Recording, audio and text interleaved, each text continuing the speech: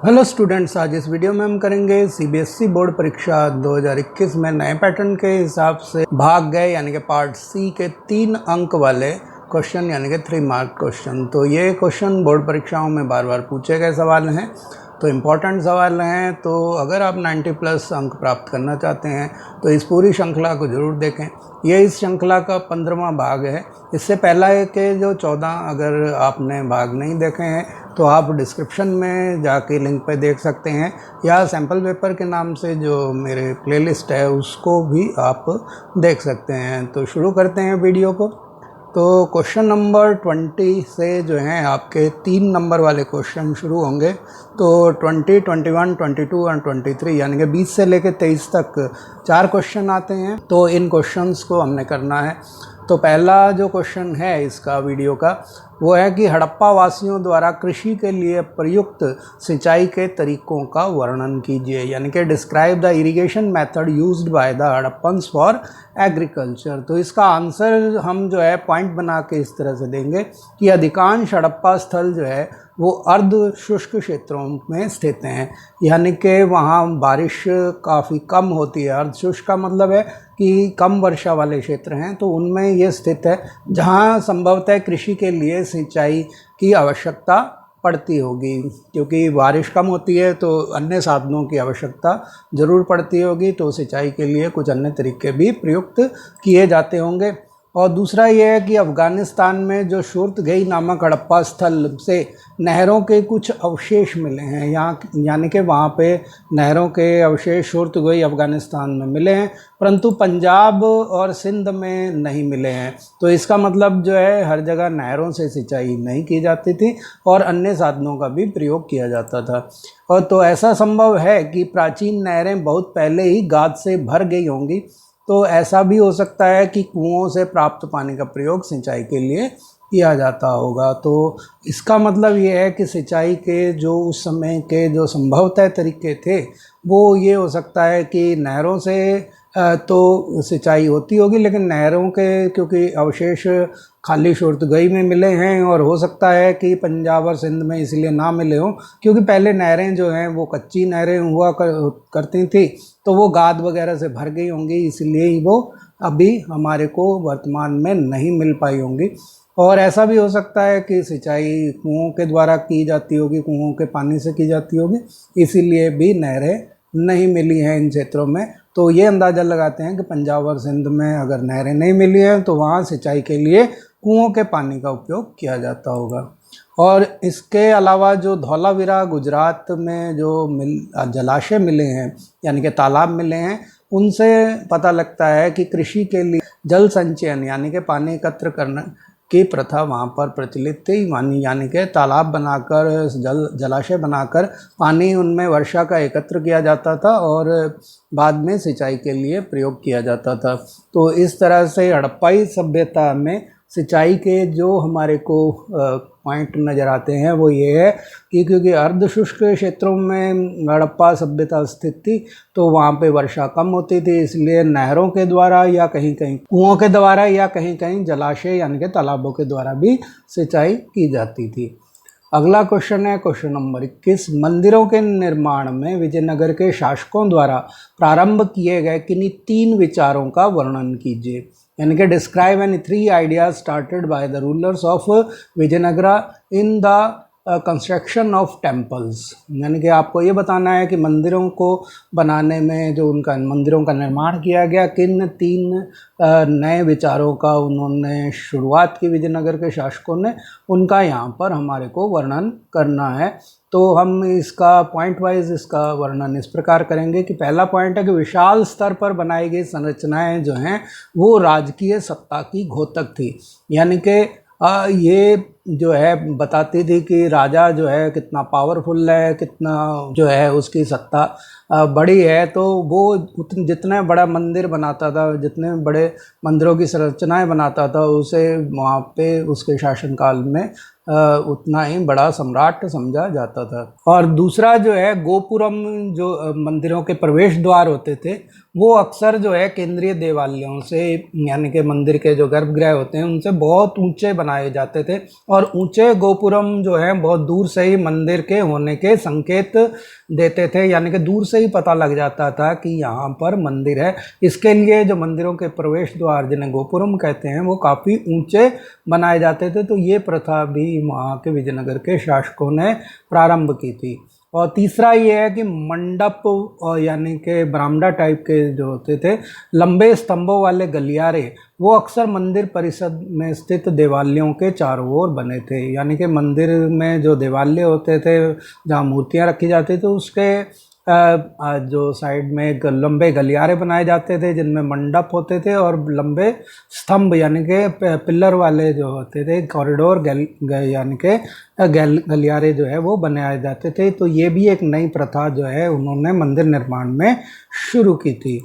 Question number 22 है, उन परिस्थितियों का विश्लेषण कीजिए जिनके अंतर्गत अंग्रेज अधिकारियों ने 19वीं शताब्दी में संथालों को राजमहल की पहाड़ियों की परिधि में बसने के लिए आमंत्रित किया। यानी कि analyse the circumstances under which British official invite Santhals to settle the periphery of Rajmahal hills in the 19th century. तो इसका उत्तर जो है हम इस प्रकार देंगे कि अंग्रेज अधिकारियों ने 19वीं शताब्दी में संथालों को राजमहल की पहाड़ियों की परिधि में बसने के लिए आमंत्रित किया, और उसके जो है निम्नलिखित। तो पहला है कि पहाड़िया लोग झूम खेती करते थे, यानी कि वो जगह कहीं पर खेती करने के लिए जंगल में थोड़ी सी ज़मीन साफ़ करते थे और वहाँ अस्थायी रूप से कुछ समय के लिए खेती करते थे और फिर उस जगह को छोड़कर जो है दूसरे स्थान पर चले जाते थे। तो किसी भी परिस्थिति में वो जो है स्थायी कृषि के लिए तैयार नहीं होते थे, और अंग्रेज़ों के साथ ये दिक्कत थी कि अस्थायी खेती की वजह से वो उनसे लगान वसूल नहीं कर पाते थे, जिससे कंपनी को काफ़ी आर्थिक नुकसान हो रहा था, और वो चाहते थे कि वो झूम खेती छोड़कर स्थायी कृषि शुरू कर दें। इसके अलावा दूसरा कारण ये था कि पहाड़िया लोग जो है वो जंगलों को काटना पसंद नहीं करते थे, क्योंकि उनका जीवन यापन का एक दूसरा जो तरीका था वो शिकार करना भी था। तो वो शिकार करके क्योंकि अपना जीवन निर्वाह करते थे, और साथ ही साथ वो जंगलों को अपना आश्रय स्थल भी मानते थे, इसलिए वो जंगलों को काटने के लिए तैयार नहीं होते थे। क्योंकि अंग्रेज सरकार चाहती थी कि कंपनी की सरकार के जंगलों को काटकर कृषि क्षेत्र का विस्तार किया जाए, तो वो उसके लिए तैयार नहीं थे। और दूसरा ये कि कृषि के लिए कुदाल जो का प्रयोग वो किया करते थे, और अंग्रेज अधिकारी चाहते थे कि उनकी जगह पर हल का वो प्रयोग करें, लेकिन पहाड़िया लोग इसके लिए तैयार नहीं थे। तो इसीलिए जो है वो चाहते थे कि कोई ऐसे व्यक्तियों के साथ संपर्क किया जाए जो जंगलों को भी साफ कर दें और कृषि क्षेत्र को बढ़ाएं, स्थायी खेती करें, और साथ ही साथ कुदाल से, क्योंकि खेती ज़्यादा नहीं हो पाती थी, और हल का प्रयोग करें ताकि उससे ज़्यादा अच्छे से कृषि कार्य किया जा सके। तो इसीलिए जो है उन्होंने पहाड़िया लोगों के बजाय संथालों को प्राथमिकता दी। और इसके विपरीत जो संथाल लोग थे वो क्या थे, जंगल साफ कर कृषि क्षेत्र बढ़ाने में और हल का प्रयोग करने में उनको कोई आपत्ति नहीं थी, उनको कोई ऑब्जेक्शन नहीं थे कि हल का प्रयोग किया जाए, बल्कि वो तो अपना हल भी स्वयं ही लेके आते थे। और वो जंगलों में क्योंकि शिकार पर निर्भर नहीं करते थे, इसलिए वो जंगलों को साफ करने में भी उनको कोई झिझक नहीं होती थी। तो इस तरह से जो है संथालों के आने से जंगलों को उन्होंने काट काट कर कृषि के लिए भूमि को बढ़ाया, और हल का प्रयोग करके काफ़ी मेहनत के साथ हल का बड़ी गहराई तक उपयोग करते थे, जिससे जो है कृषि का उत्पादन बढ़ा, और स्थायी खेती होने की वजह से कंपनी को लगान भी ज़्यादा मिलने लगा। इसीलिए संथालों को ज़मीन देकर राजमहल की पहाड़ियों की तलहटी में बसने के लिए आमंत्रित किया गया।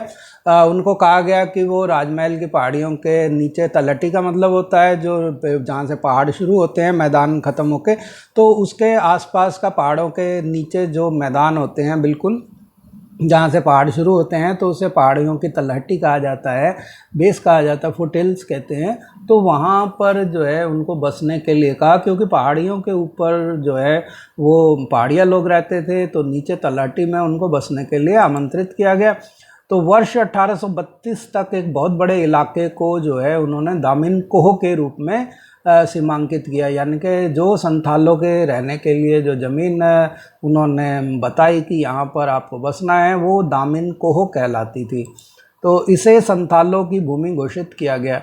और संथाल यहीं बस गए और स्थायी खेती करने लगे, जिससे कंपनी सरकार की आय में वृद्धि हुई। तो इसीलिए जो है अंग्रेज अधिकारियों की ये सोच थी कि स्थायी खेती को बढ़ावा दिया जाए ताकि कंपनी की आय में वृद्धि हो, तो इसीलिए उन्होंने संथालों को वहाँ पर बसा दिया था।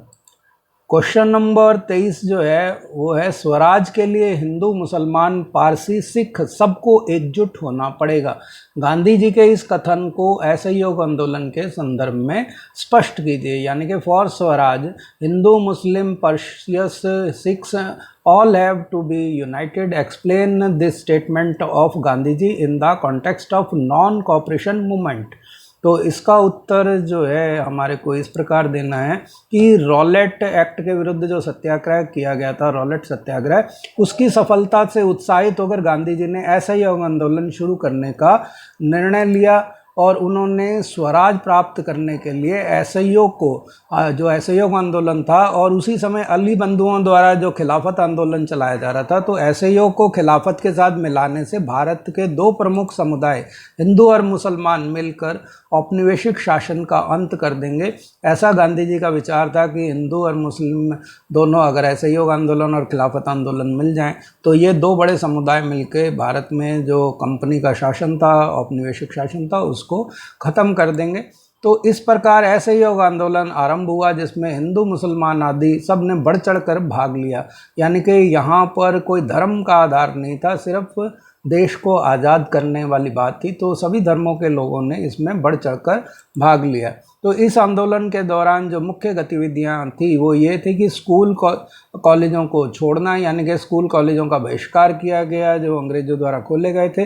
वकीलों को अदालत में जाने से मना कर दिया गया कि आप अदालत में ना जाइए और वहाँ मुकदमे ना सुनिए। और श्रमिक वर्ग जो था, मजदूर वर्ग था, वो हड़ताल पर जाने के लिए तैयार रहे और उन्होंने हड़तालें की और इस तरह से ये श्रमिक वर्ग भी हड़ताल पर जाने के लिए इसमें सम्मिलित हो गए थे। तो हर वर्ग जो है, चाहे वो विद्यार्थी वर्ग हो, चाहे पढ़ा लिखा वर्ग हो या श्रमिक वर्ग हो, उन्होंने, हर वर्ग ने अपने अपने तरीके से इस आंदोलन में भाग लिया था। और 1921 में 396 हड़तालें हुई, तो 396 जो स्ट्राइक्स हुई, हड़तालें हुई, और उसमें 6 लाख श्रमिक शामिल थे। यानी कि 6 लाख मजदूर, इतना बड़ा आंदोलन था उस समय, तो कि 6 लाख श्रमिक इसमें शामिल थे। इनमें से 70 लाख कार्य दिवसों का नुकसान हुआ और किसानों ने जो है लगान या कर देने से मना कर दिया क्योंकि वो नहीं चाहते थे कि ब्रिटिश सरकार को धन देकर उनकी किसी प्रकार से मदद की जाए। तो असहयोग आंदोलन में हिंदू मुसलमानों का सहयोग जो है वो स्पष्ट रूप से नजर आया, यानी कि उन्होंने कंधे से कंधा मिलाकर इस आंदोलन में भाग लिया। महात्मा गांधी के अमेरिकी जीवनी लेखक लुई फिशर, जिन्होंने उनकी जीवनी लिखी है, लुई फिशर ने, वो एक अमेरिकी लेखक थे। तो उन्होंने कहा कि असहयोग आंदोलन जो है, असहयोग भारत और गांधी जी के जीवन के एक युग का नाम हो गया था। यानी कि पूरा का पूरा एक उस समय के काल को जो है असहयोग आंदोलन को गांधी जी और भारत के नाम से, एक युग के नाम से जाना जाता है। तो असहयोग की दृष्टि जो है ये नकारात्मक था क्योंकि सरकार का सहयोग ना करना एक नेगेटिव चीज़ है, परंतु इसके प्रभाव जो थे वो काफ़ी सकारात्मक थे भारत की आज़ादी के लिए। तो इसके लिए प्रतिवाद यानी कि बहस करना, परित्याग यानी कि त्याग करना, और सब अनुशासन यानी कि सेल्फ डिसिप्लिन जो है वो ज़रूरी थे क्योंकि शांति बनाए रखना और अहिंसा का पालन करना बहुत ज़रूरी था। तो यह स्वशासन के लिए यानी कि खुद के शासन के लिए एक प्रशिक्षण भी था। यानी कि भारत जब आज़ाद होता तो किस तरह से अनुशासनात्मक तरीके से और शांतिपूर्ण तरीके से देश को चलाना है, तो ये इस आंदोलन के माध्यम से ये एक उनके लिए ट्रेनिंग थी, एक प्रशिक्षण था।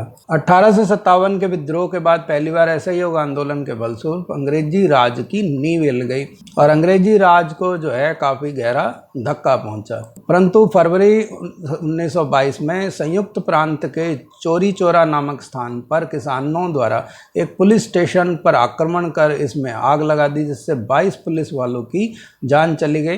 तो इस घटना से दुखी होकर गांधी जी ने हिंसा की इस कार्रवाई के कारण आंदोलन को स्थगित कर दिया और एक ये जब स्पष्ट दिखाई दे रहा था कि भारत जल्दी ही आज़ाद हो जाएगा, लेकिन उसमें हिंसा के प्रवेश के बाद होने वाली परिस्थितियों को और अंग्रेज़ सरकार द्वारा चलाए जाने वाले दमन चक्र की वजह से और भारतीयों को अननेसेसरी परेशान ना करें, तो इसीलिए गांधी जी ने हिंसा का प्रवेश होते ही आंदोलन में इस आंदोलन को स्थगित कर दिया। इसके साथ ही ये वीडियो समाप्त हुआ। आपने जो कीमती समय दिया उसके लिए धन्यवाद। अगर वीडियो पसंद आए तो लाइक का बटन दबाएं। अगर आपने मेरे चैनल को सब्सक्राइब नहीं किया है तो रेड बटन दबाकर उसे सब्सक्राइब कर लें, और हो सके जितना वीडियो को शेयर करें ताकि और लोग भी इसका लाभ उठा सकें। धन्यवाद।